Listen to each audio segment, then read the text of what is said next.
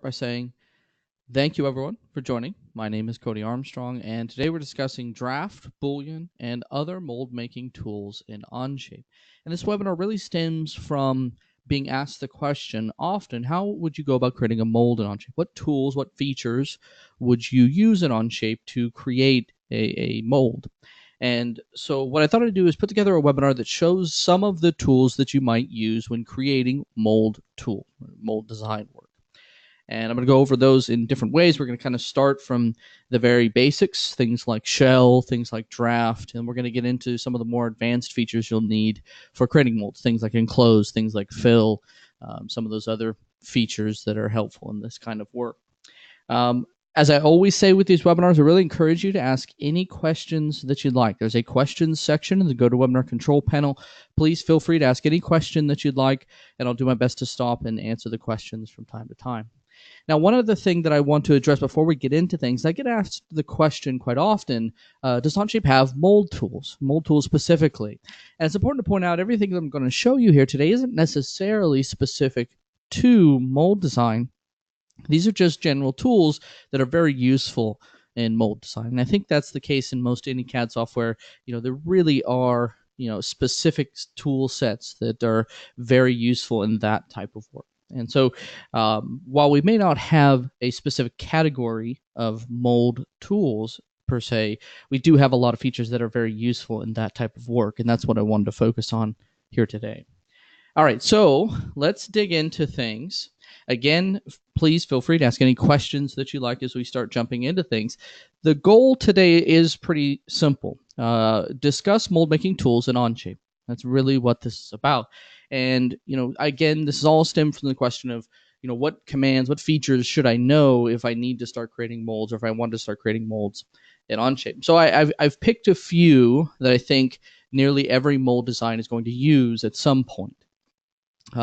First off, of course, shell, then draft and draft analysis. Very important tool, of course. Scale, another commonly asked question. Fill and enclose, that's when we get into the actual mold making step of designing the mold. And then, of course, Boolean. Boolean's necessary for both subtracting the part from the mold and then, joining parts together later for things like the core.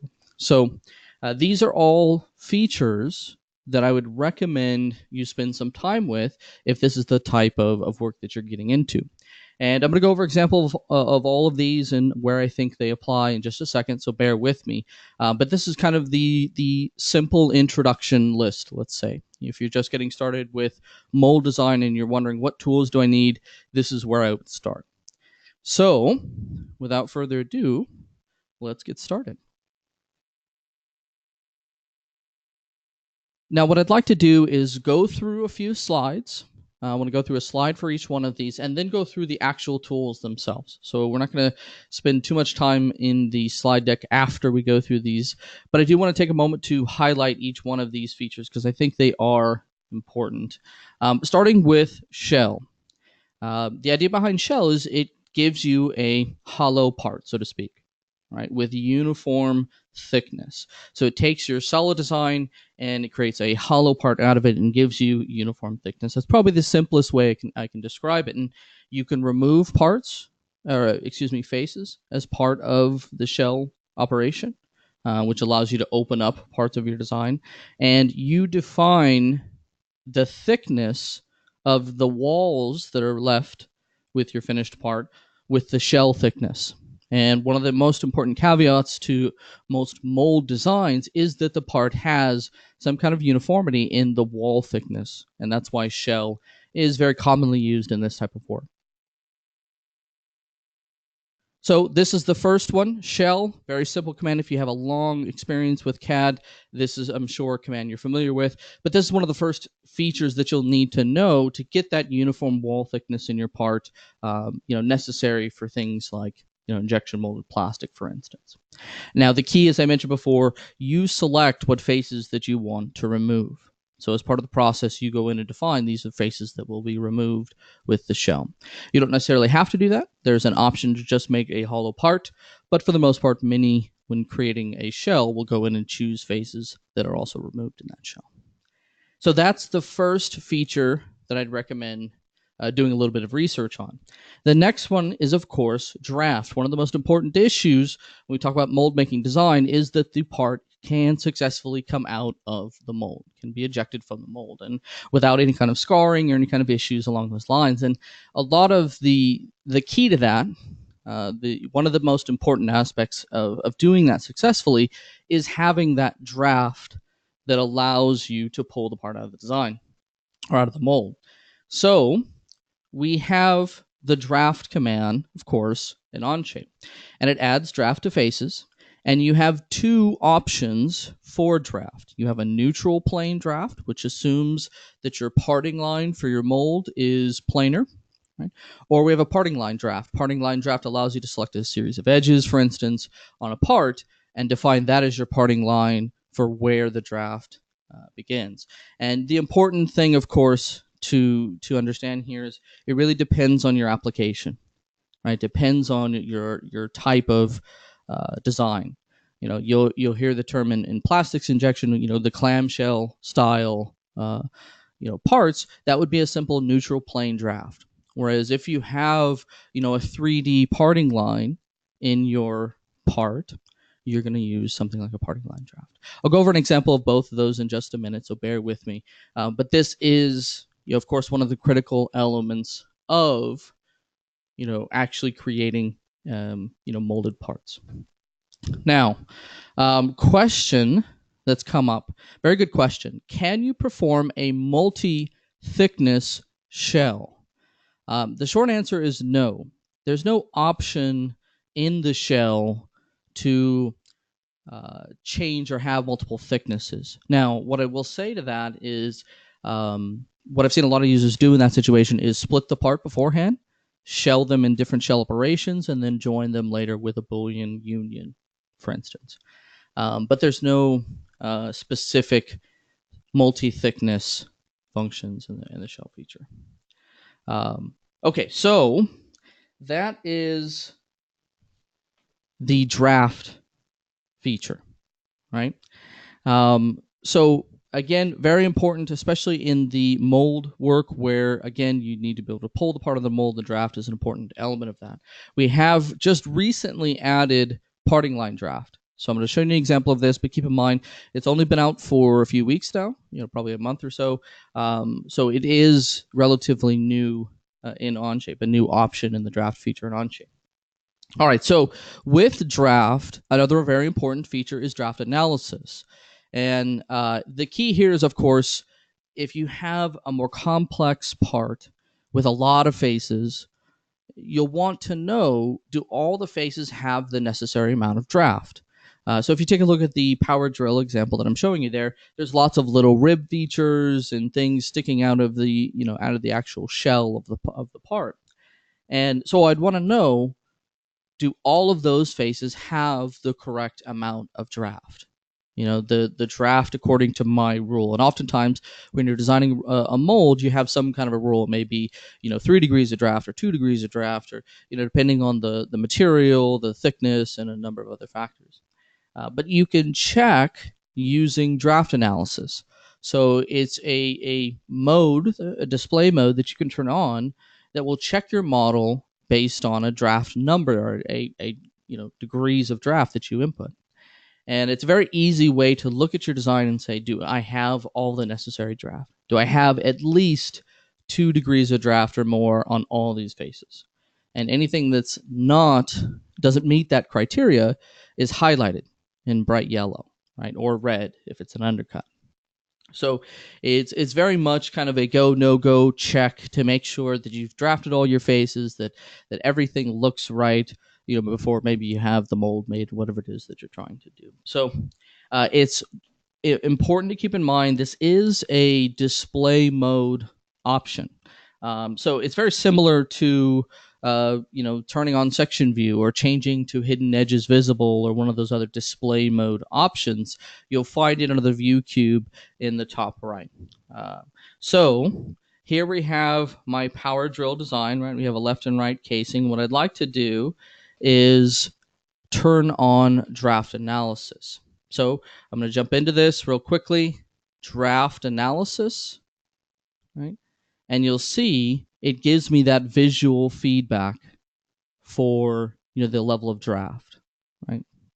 So I just want to jump into this real quickly, only to point out it is a display mode option. I'm going to come into this when I go over draft in greater detail, but I do want to mention this is where you'll find it because I get asked that quite often.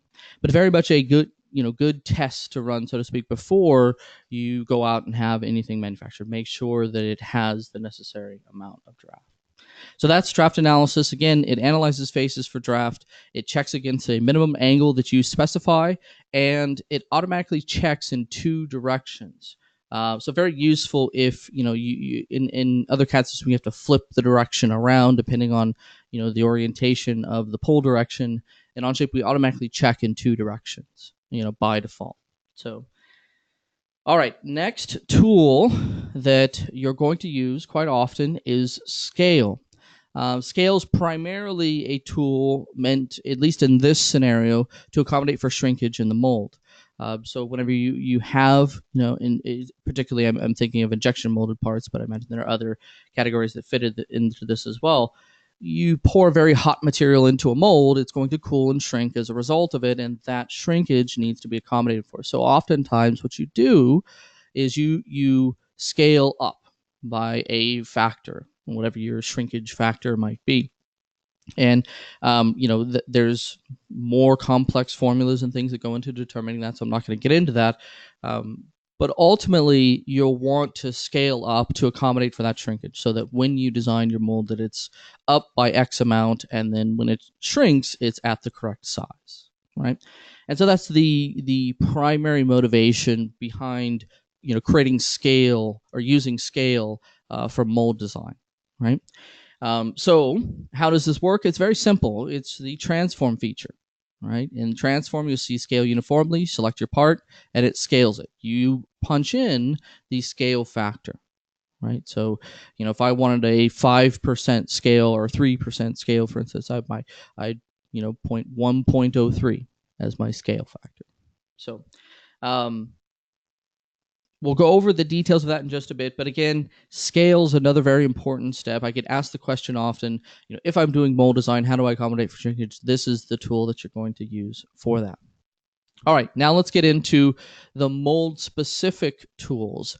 So now we've talked about the things that you could do to the model that are mold-specific, right? The draft functions and the scale functions. But what about actually creating the mold? There are a few features that I want to point out. The first is split.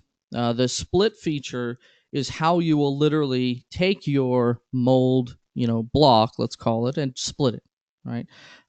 So when you need to split cavity from core, this is the tool that you'll use. You'll create a surface, or if you have a simple, kind of clamshell design, you'll just have a plane that you can use. But that's what defines where your cavity and core will split when you go to create your mold design. So a split is a very important operation. Initially, you're going to create the cavity and core as just one simple extrusion, at least in most cases, and then you'll use something like a split to split the part, to split the mold in half, based on your actual geometry. So split is a very important feature for that reason. I think it's the most common example I can give you is splitting the cavity and core of a mold. I think that's where it's most useful. You can split just with a simple plane or face. So if all you have is just a planar part with planar draft and relatively simple part, you can just split based on a plane that you have or a face that you have. You can split the part if it's planar in that sense. But if you have something that's a little bit more complicated, if you have parting line draft and parting line that defines the shape, you'll want to create a surface to split with. And I'm going to go over an example of that in just a bit. All right, so that's probably the first tool that I would point out when we start talking about the actual mold design process.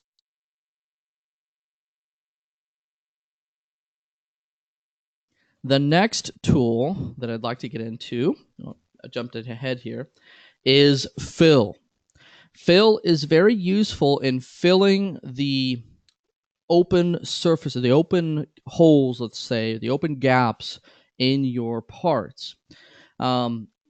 one of the tools that I get asked quite often is, do you have a, like a shutoff surface or some specific surface function that closes empty, or open spaces, specifically for molds?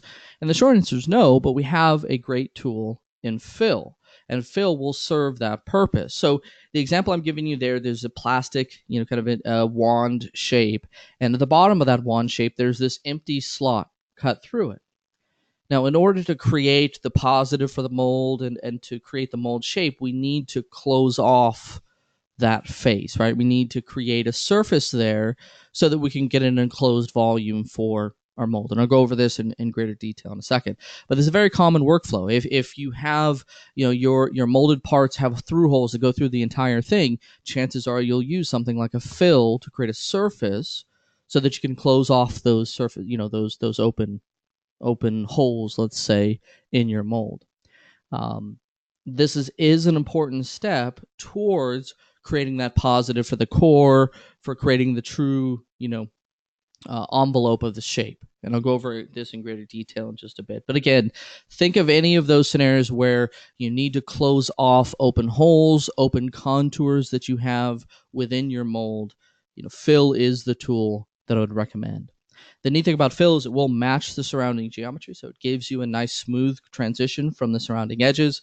It can be very useful in these types of situations. I know not a lot of users use fill, but may not think of it as a mold-like tool or a tool for mold design. All right, so that's fill. The reason you would use fill is because eventually you'll want to use something like enclose to create an enclosed volume, a part needed for the mold itself. So the example I'm giving you is that same kind of plastic wand shape. And what I inevitably will need at some point is a solid volume that represents the inside of the part, right?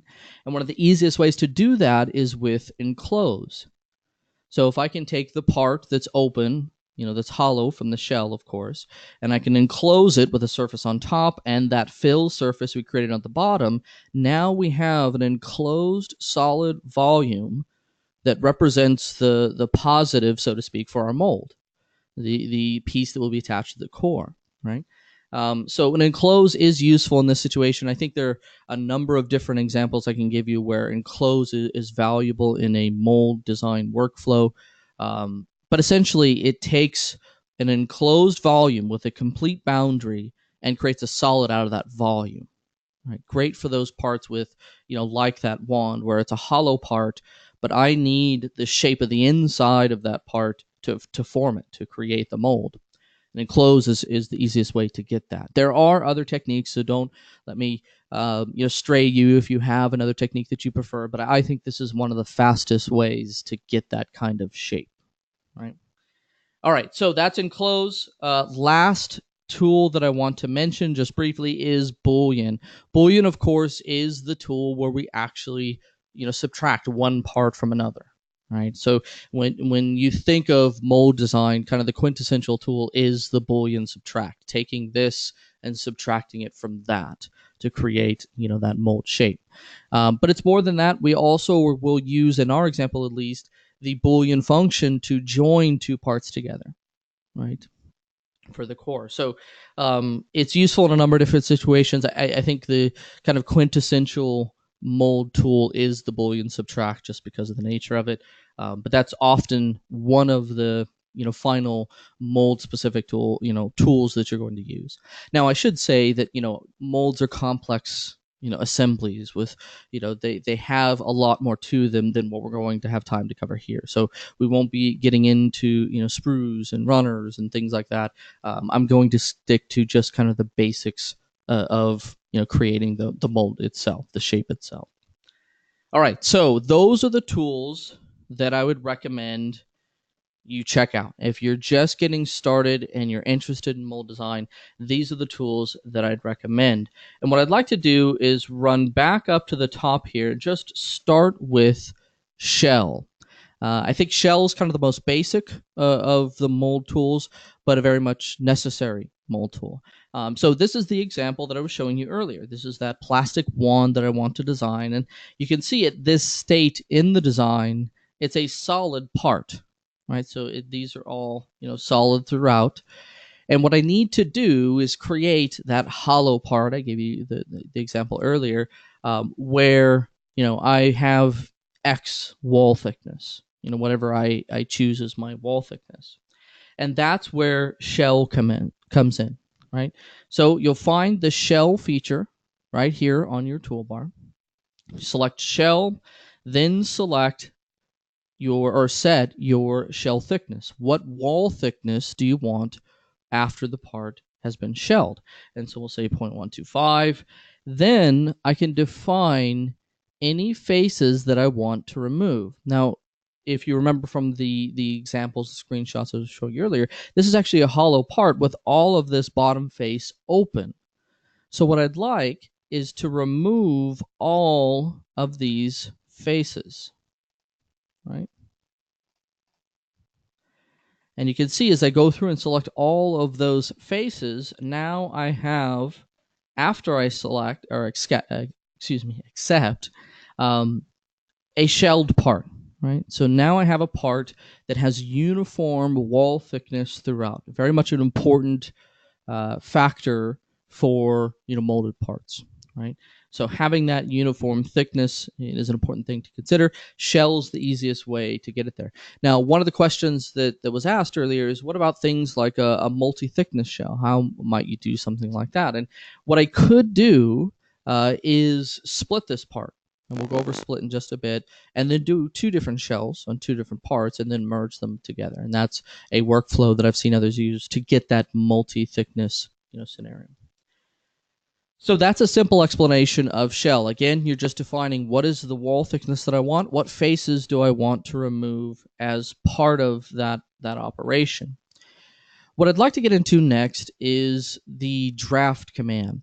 And I covered briefly the details of draft when I got into the example here on draft analysis. But the key to draft is, of course, getting the necessary taper, the necessary angle on the faces of your injection molded parts or molded parts in general, getting that necessary draft.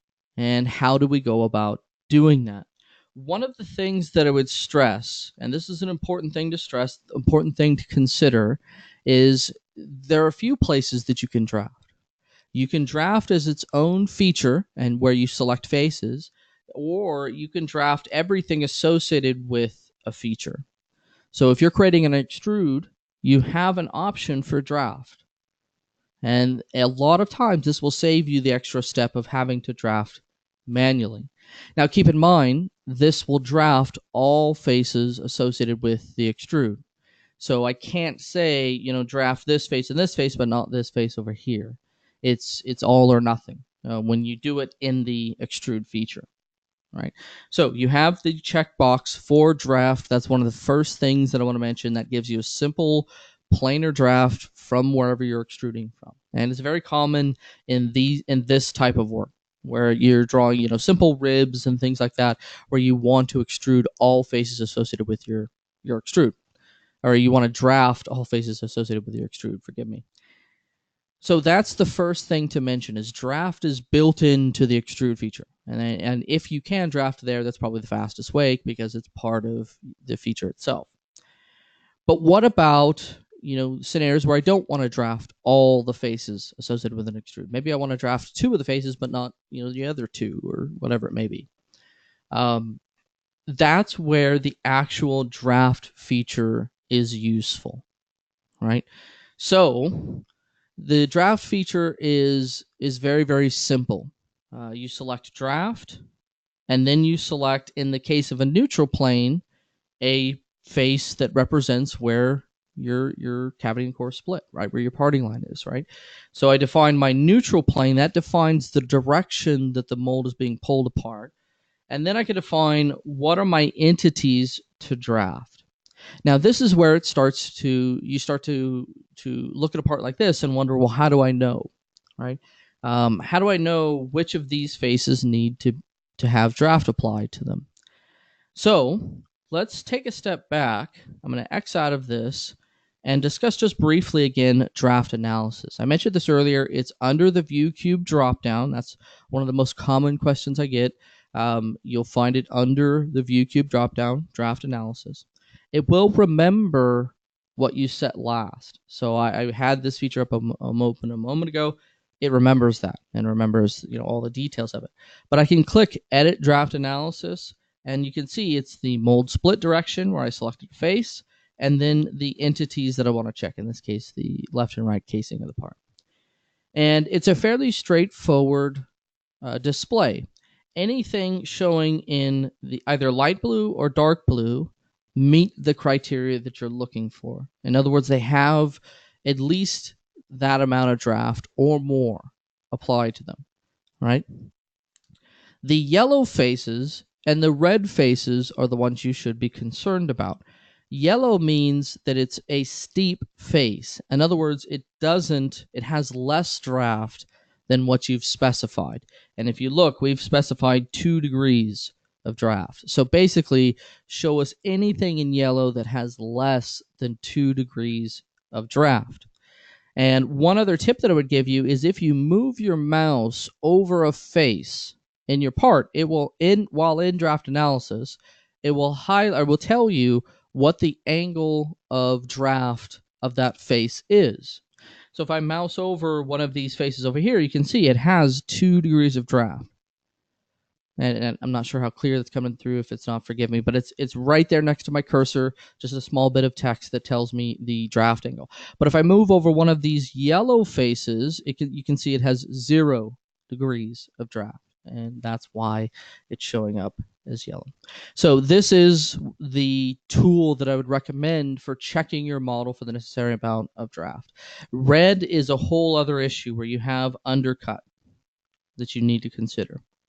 Right, so you're gonna have to find a solution for that undercut.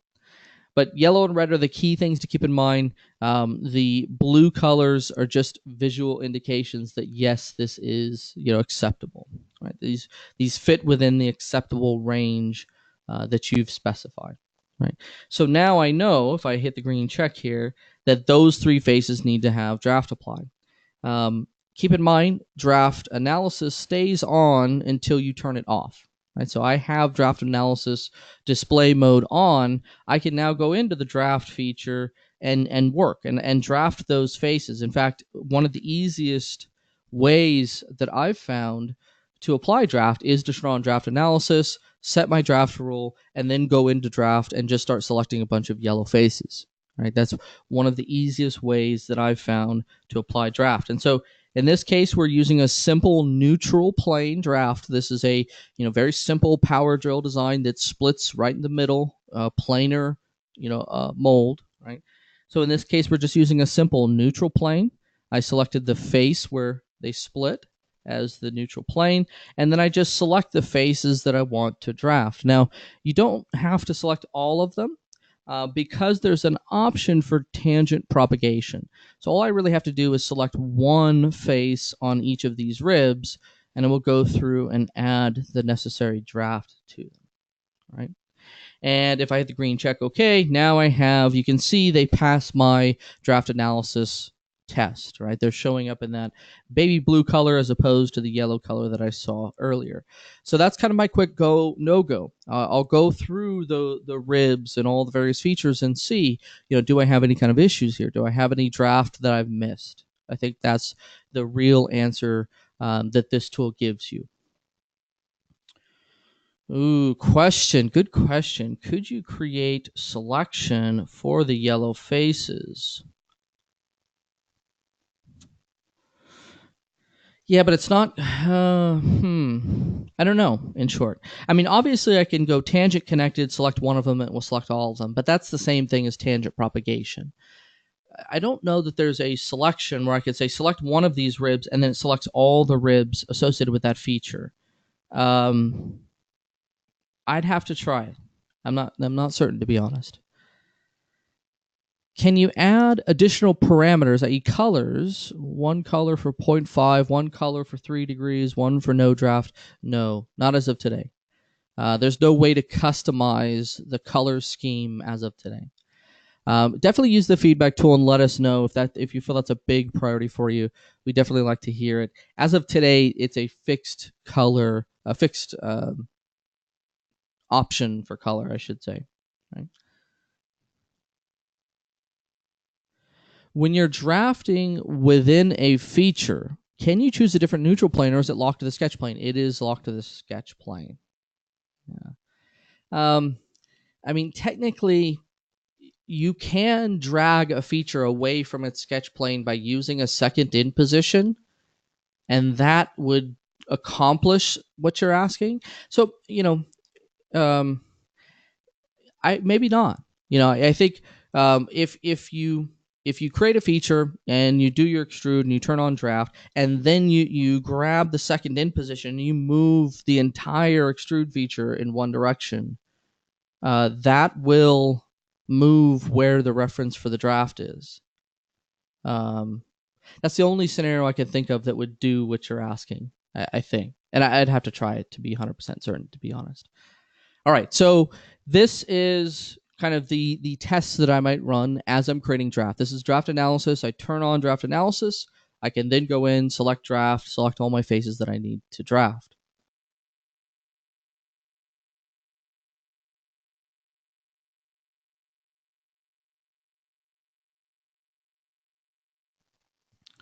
Question, was the draft from the draft analysis face?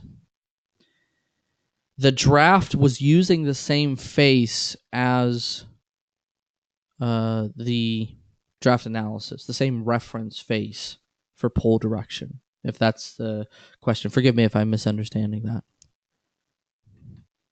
All right, so that's a simple example of draft. That's what we refer to as planar draft or neutral plane draft, where the draft is applied based on a planar selection. A face or a plane works really well.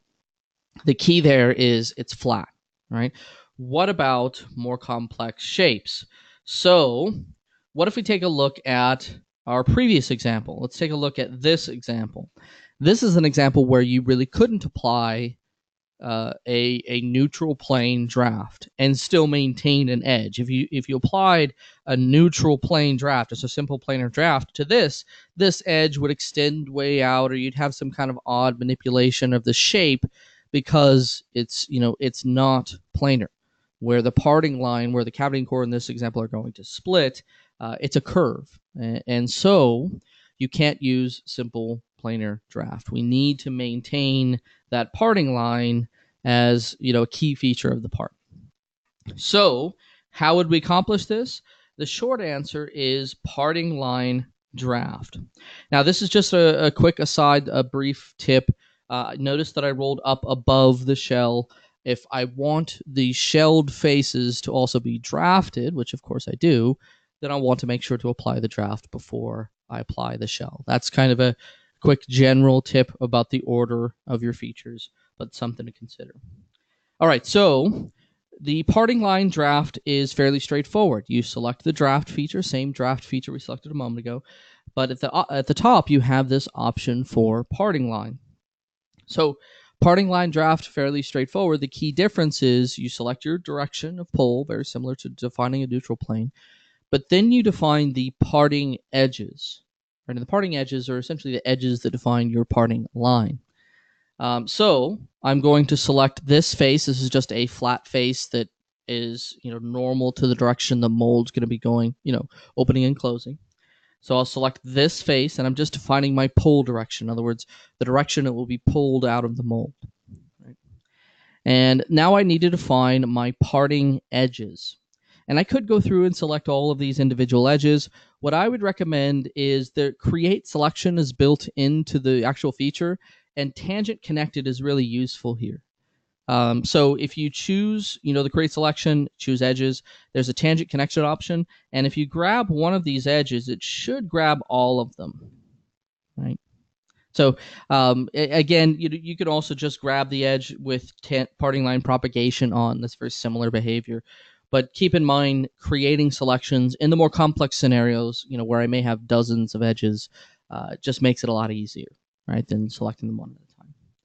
But now that we've done that, now we have our draft. So let's go to a right view here.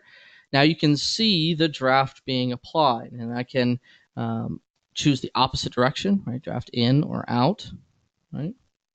I can grab and drag manipulation arrows to change the amount of draft, right? Or I can just punch in and a draft angle here. Let's say that I want 3 degrees, right?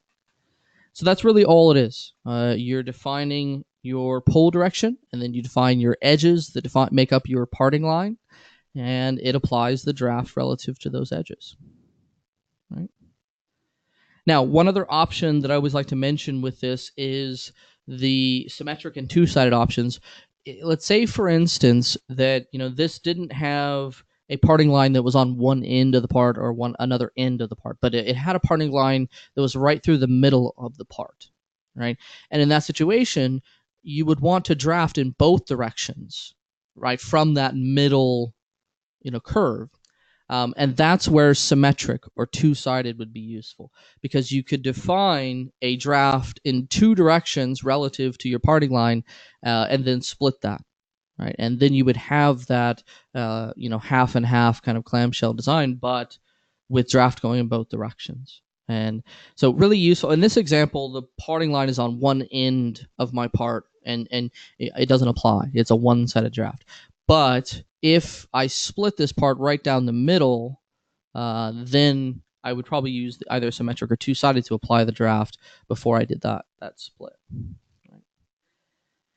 All right, so that is parting line draft, another very important tool for mold work, and one that was recently added. We added this not in the last update, but in the update before that, I believe. So it's been probably a month and a half or so that we've had that now, but it's very important for this kind of work, for any kind of mold design where, again, the parting where the mold parts is not planar, where it's not flat.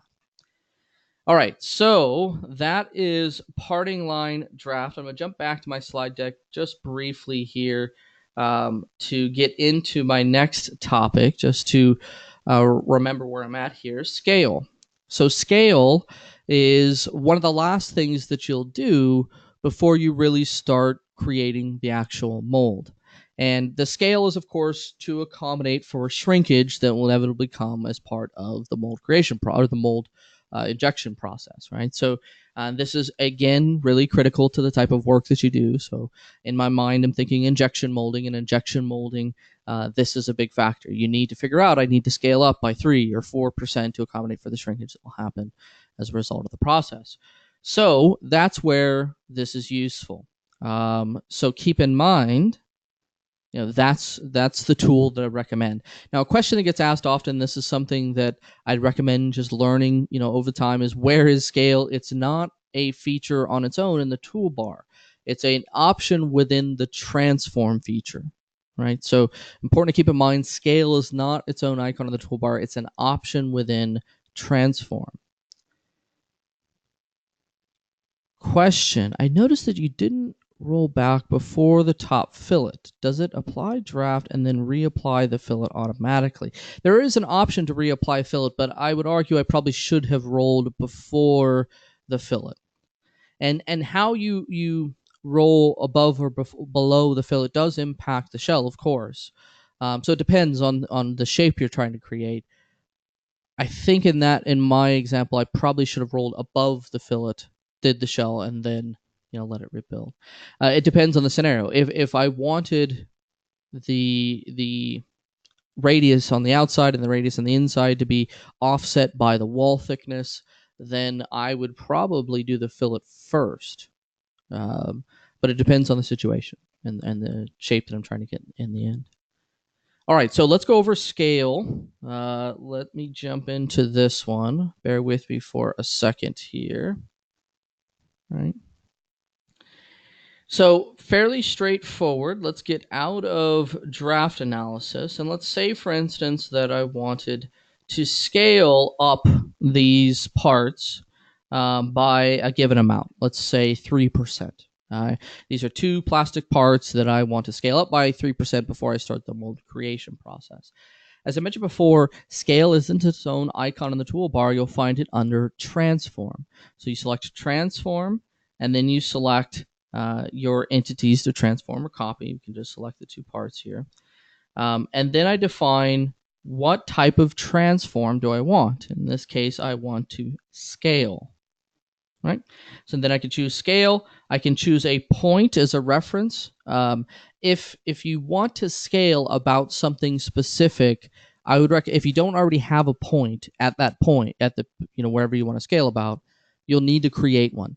You could create a just simple point, or you could go through the effort of creating a make connector. So just keep that in mind. Make connector is particularly important if you're not doing a uniform scale. But I'm assuming you're going to do a simple uniform scale. So I'm just going to select a point here, and that point is going to be my reference for the scale. And you'll see nothing happens. And the reason is because my scale is at 1. So let's change it to 1.03. So I changed this to 1.03. We'll give this a moment to crank away, and there's our scaled part. Right? It can hit the green check, and now we've scaled that up 3%. So very simple operation. Just to mention, it's a question that comes up from those doing molds, quite often. So that is the scale feature. Again, you'll find it under transform. All right, now let's get into the actual mold creation process. I'm going to go through these pretty quickly. I think they go through rather quickly. But I do want to walk through kind of a workflow that I would imagine for creating a mold, using a few of these techniques. And the first one is split. So you've got your part, with the necessary draft. You've shelled the part. You've done everything that you need. Scaled the part. It's ready to go into the mold, design process. The first thing you'll want to do is create a simple block that represents your mold shape, right, and extrude it. And that's, of course, one of the simplest operations in this process. Then you'll want to split that where the cavity and core split of your design. And that's where split becomes really useful. So let's start with that. I'm going to go into this example. Bear with me for just a moment here. This is the same model we were looking at earlier, but it has those features applied. So it has the draft, it has, all that stuff. And we're ready now to take this and make the mold for it. Now, one thing that I would do, this is just a recommendation that I would have, is not to build the mold right here in the same part studio where I built the actual part. What I would do is separate this out. I would create a separate part studio, even an assembly, and work in context if it's a complex enough part. My point being, create the mold in a different tab than the part that was originally designed. Right? So in this case, I'm going to create a new part studio, just a new blank part, and I'm going to derive in the part, right, that I want to make my mold out of. Now, I'm not going to just derive in the part. I also want to pull in, just because it's helpful, a sketch or two that controls the shape of this part, right? So I'll hit the green check, and now I've derived in both the part that I want to make a mold out of and a sketch that controls the overall shape. And that's just helpful for me later when I go to create a few features. So now what I want to do is create that simple, mold shape. Now, forgive me for those that do mold design. This is going to be very, very basic, but I'm just going to create a simple rectangle here, throw some basic dimensions on it. Again, I'm going to keep this simple. And so what I'm doing is just building that kind of basic mold block, right, to start with. And let's extrude this. I'm going to extrude, symmetric, let's say 4, right? And so now we've created a separate part, part 2. This is separate from our, part that we've derived in. Right, so remember, this is part 2, and that represents the mold block, and it's just a simple extruded block at this point. Now, as I mentioned, my next step is to split that block, where the cavity and core are going to go. So what I want to do is I want to use that sketch. If you remember from earlier, I derived in a sketch that kind of represents the shape that I want to work with. So I'm going to create a new sketch. right? And what I'm going to do, let's hide this, is just grab the edges and convert them. And I'm just going to use the U key on my keyboard. So I'm just tap U. Here we go. And so I'm just converting these edges using convert. The keyboard shortcut is U. And the reason I'm doing this is I want to extend them. So I'm going to extend them out tangent beyond the edges of the part. And the main thing here is I just need to make sure that the surface that I create extends beyond the part itself. In fact, the right way to do this, let's delete this dimension, is show the block and constrain the lines to the edge. I need to make sure that the surface I create extends out to the edges of the part. Right? All right, so now we've created our sketch. I'll go to extrude surface, and we'll just extrude sketch 2. Right? And we'll just make this symmetric, 4-inch. Right? And now we have a surface that extends right down the middle of our parting line. So essentially we have a surface that reflects where the cavity and core are going to split. Right? Question, if part 1 is scaled, how does sketch 1 match? It doesn't. So the scale is associated with solid geometry, not with a sketch.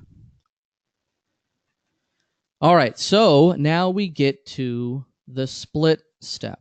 So now I have this surface that I've created, and again, I just used the sketch that we derived in, but I generated this surface that's where the cavity and core are going to split. Right?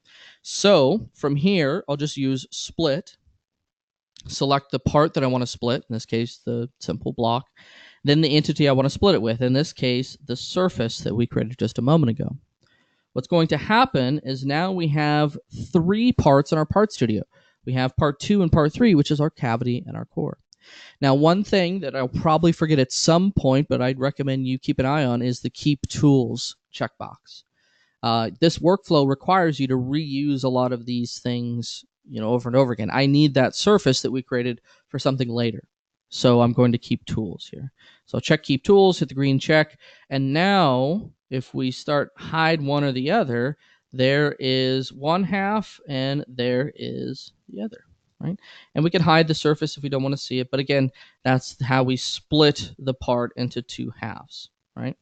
Now you'll notice that the geometry of the actual part, right, if you see part 1 here, is still not in either piece, right? So if we take a look at this, the contours match, but we don't have anything that's shaped, to actually match the finished part. So that's the next step. So how do we go about doing that? Well, let's hide and let's focus on the cavity in this case. So in this case, what we want to do is we want to subtract the outside shape of this part from the cavity, right? And so at first, what you'll want to do is go to Boolean Subtract and then subtract this part from this one, but that doesn't work. And that's because you have this large void in the middle of the part that's not being subtracted, right? So we have something we need to think about first. We have something we need to consider first. We need to create a part that fills that void. Essentially, we need the positive for that shape, that inside shape. And we need that not just to subtract from the cavity, but we also need that for the core, right, to create the actual core itself. So how do we go about doing that? And that's where we start to get creative with some of the surfacing tools, right? So there are 2 tools that I think are really useful in this workflow. The first one is fill. The second one is enclose. What we really want is we want to cap the top of this part, right? Cap the bottom of the part and create a volume out of whatever's in the middle. And that volume will become a part that we subtract from one thing and we merge with another, right? That's really what we need. So enclose is the tool that will give us that. But enclose, like the name implies, requires you to have a fully enclosed volume. So if I have these holes in the middle of my, molded part, I can't use enclose, right? Because enclose will not be able to fill that volume. So one of the first steps before you go to create that enclosed volume for that, that positive end of the mold, you'll want to enclose any of the open gaps in your design, right? So, pretty straightforward. You have fill, you select any edges. Oh, not that one. This one, and this one, right there. And what that will do, of course, is give us the one surface, right? The most important thing is if you take this part, this surface that we've just created, and this surface, which we've created earlier, those three things make up an enclosed volume. And so what we should be able to do is go to enclose, right? And choose the surface, the part, and the other surface, remember, our filled surface. And those things should give us an enclosed volume. So as long as everything that we select, creates an enclosed volume, it will make a part out of that enclosed volume. So if I hit the green check, this is the part that makes up the void within our plastic part, if that makes sense. This is the positive within that shape. And that's where enclose is really valuable. Now, I mentioned this before, and you can see I made the mistake. You'll want to make sure that we keep the tools. We need those tools for other things at some point. So in this case, we may be done with them, but again, keep tools is useful in this mold scenario because chances are you're going to use these surfaces for other things. All right, so now let's hide the surfaces, and I'll hide part 1, and you can see part 4 is what is created from the actual enclosed. That's the volume within that enclosed piece. Now, this is useful because if we take part 1, which is our finished part, right, the part that we're actually making, and we take part 4, which is that enclosed volume, we can take both of these and subtract them from the cavity, and that will give us what we're looking for. So let's do that. Let's bring back the cavity, right? Let's select Boolean Subtract, and we'll use part 1 and part 4, and then choose the target, which is the bottom piece of our mold here, right? And there we go. There is the bottom half of our mold, right? Again, I'm going to check Keep Tools because we need to keep those pieces. But if I hit the green check OK, and then just hide these other parts, now you can see we have a cavity that looks correct, right? So that's one reason that we needed that part that represents the void, right?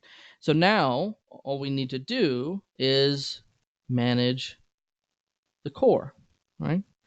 Now, if you remember, we have this part that represents the kind of positive shape that we want.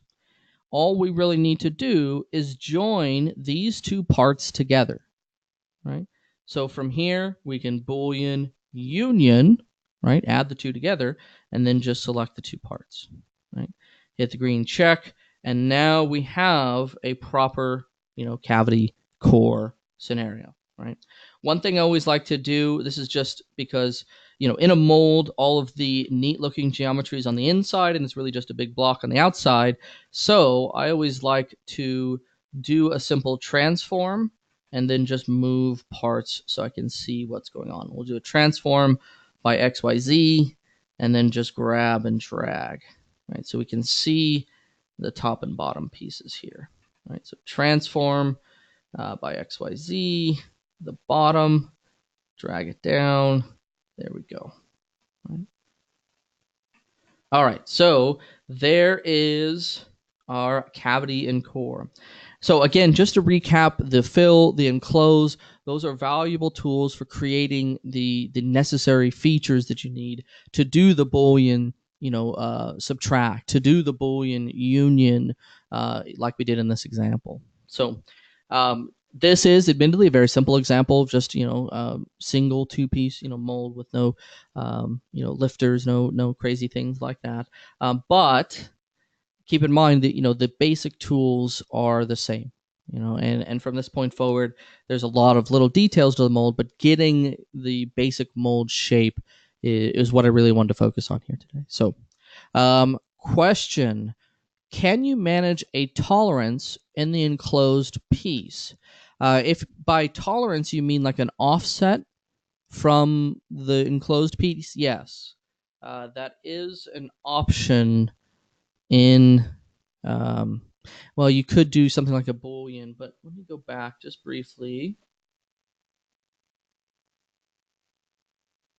Yeah, you would need to if what you're asking is, can I offset away, from whatever I'm defining in my enclosed volume, I think you would have to do that separately. Yeah, and you could either offset the finished part in and then create your enclosed piece, or you offset your finished enclosed piece in. Um, yeah, there's no offset built into the actual enclosed function. I think that's the short answer. Forgive me if I'm misunderstanding that. All right, so we have just a few minutes left. That is what I wanted to go through here today. I'm going to leave these last few minutes open for any questions that you have, so please feel free to ask any questions. I'm going to stick around and make sure I address all of them. One final comment that I would make going forward: if you're just learning Onshape or you're interested in more details of a specific feature, definitely check out the Onshape Learning Center. There's, I think, nearly 100, maybe over 100 at this point, different videos, lots of exercises, lots of content available if you're interested in learning Onshape. Self-paced training, instructor-led training. There's also technical briefings on different subjects. So a lot of great content to go through. So that's what I had planned. Again, I'm going to stick around to answer any questions that you have. So please feel free to ask any questions that you'd like. But that's it, everyone. Thank you, and have a good day.